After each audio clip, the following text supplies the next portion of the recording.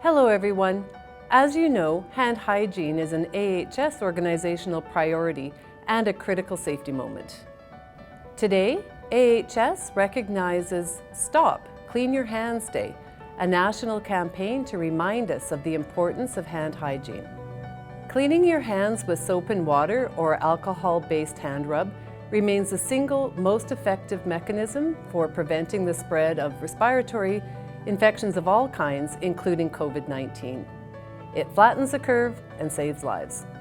It's important that we all perform proper hand hygiene and clean our hands correctly, no matter where we are, at work or at home, to protect our health and the health of those around us.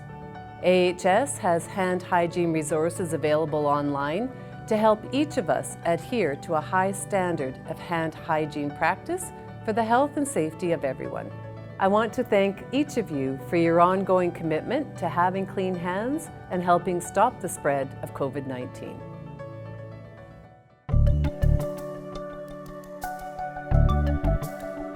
Together, we do amazing things every day.